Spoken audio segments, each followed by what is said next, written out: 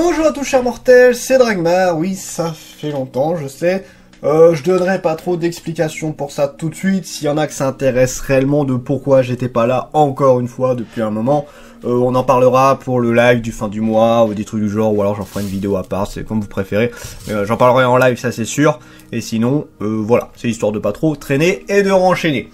Alors on attaque avec The Reincarnate of the Stronger Exorcist in Another World. Faites des titres plus longs, on adore ça.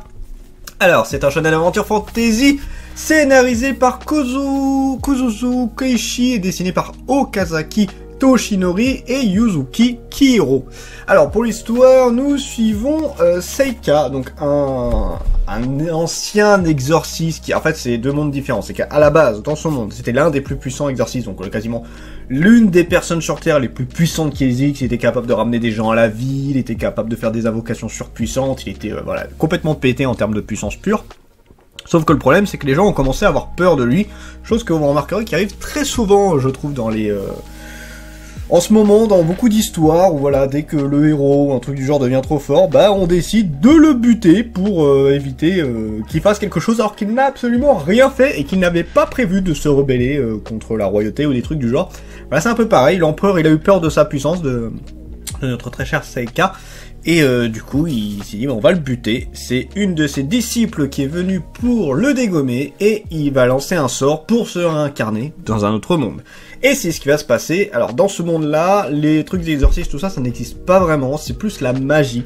Alors, les combats à l'épée, voilà, c'est épée fantasy, hein, donc combat à l'épée ou la magie pure. Donc lui, il n'a aucune magie. Le combat à l'épée, c'est pas spécialement sa spécialité. Mais par contre, il a gardé ses pouvoirs d'exorciste. C'est-à-dire que c'est pas de la magie, c'est une variante de la magie. C'est un petit peu particulier, donc avec des talismans, des trucs du genre.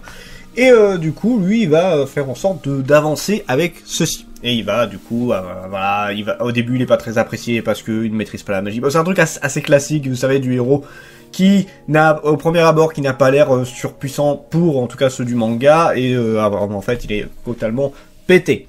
Voilà, ça c'est pour le héros. Nous avons Ifa également qui l'accompagne. Donc à la base, il n'est qu'une esclave parce qu'il fait partie de la noblesse, Seika. Donc il ne fait que l'accompagner, il va rester ami avec elle. On va se rendre compte que elle aussi, elle a des pouvoirs, mais différents de la magie, c'est plus lié aux esprits ou des trucs du genre. Et du coup, ils vont vivre leur vie au fur et à mesure, voilà, en allant dans l'académie magique, etc. C'est une histoire que à la base j'ai découvert en animé. C'était d'ailleurs pour ce d'hiver, si je dis pas de bêtises, ouais, qu'il était sorti hiver ou automne, je sais plus. Donc voilà, quand je l'ai vu arriver, je me suis dit ah bah c'est bien parce que alors l'animé était très bien. Moi j'ai beaucoup aimé l'animé, mais encore une fois, il y a toujours ce sentiment de il manque des trucs, il y a des fois c'est un peu rushé tout ça. Donc voilà, je me suis dit c'est pas plus mal. Là on a eu 2 tomes, mais Anne a toujours tendance à sortir 2 tomes. En fait, Anne te les sort à la pelle les mangas jusqu'à rattraper très rapidement le manga d'origine. Donc par contre après du coup on va attendre longtemps pour la suite. Mais bon, écoute, hein, c'est Méane, c'est un peu particulier comment il fonctionne.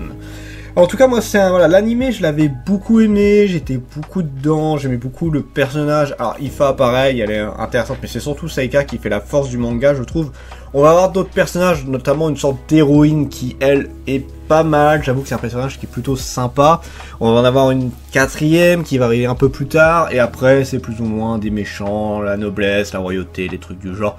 Voilà, c'est ce qu'on a l'habitude de voir dans la plupart des isekai, voilà. Mais je trouve quand même pas mal adulte, et surtout là on a un personnage qui est vraiment très sans pitié, si on peut dire ça comme ça. Il n'hésite pas à tuer, il n'hésite pas à faire des coups bas, ce genre de trucs là, lui, tant qu'il peut gagner, tant qu'il peut arriver à ses fins, je veux dire, il n'y a pas vraiment de limite à ce personnage là, et ça c'est assez cool, en vrai ça change, enfin ça change, on a beaucoup de personnages assez immatures en général, et je trouve que là on a de plus en plus de personnages un peu plus badass, bah, je veux dire badass, on a toujours eu ça, mais plus adulte, si on peut dire ça, dans la pensée, dans la façon de faire, donc j'apprécie beaucoup ce côté là.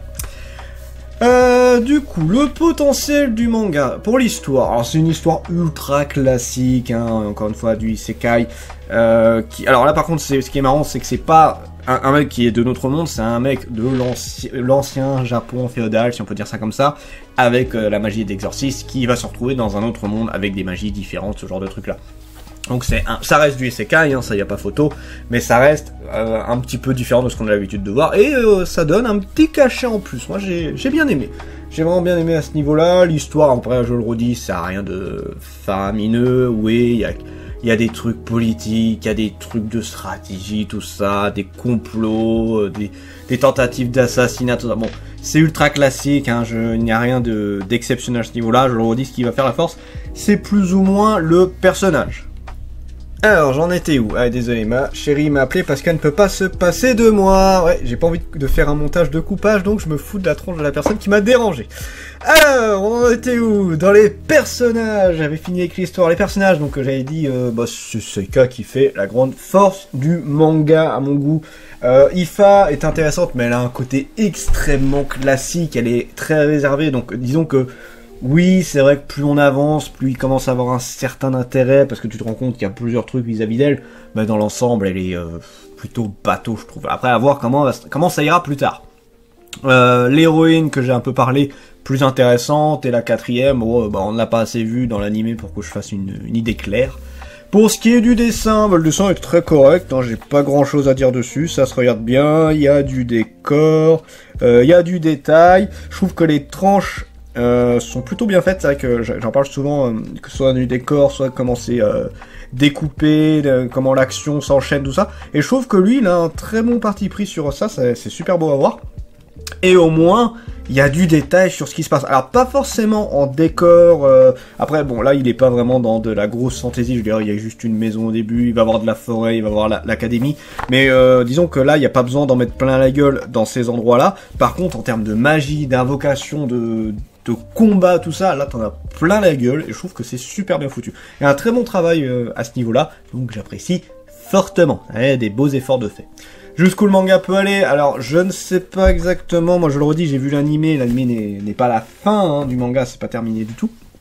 Mais c'était quelque chose qui était super cool, et j'adore énormément ce style-là. Maintenant, à voir jusqu'où ça va s'enchaîner, jusqu'où ça va aller, jusqu'où ça va être potentiellement sympathique, si je peux dire ça comme ça, mais dans l'ensemble, on a une série qui est vraiment plein de potentiel, qui peut être très intéressant, et que si vous aimez le isekai, si vous aimez l'aventure, fantasy, magie, épée, tous ces trucs-là, allez-y, je pense que ça peut largement vous plaire. Sur ce, c'était Dragmar, et je vous dis à la prochaine, cher mortel. Jusqu'à quand, je sais pas, mais je vais essayer de rester le plus longtemps.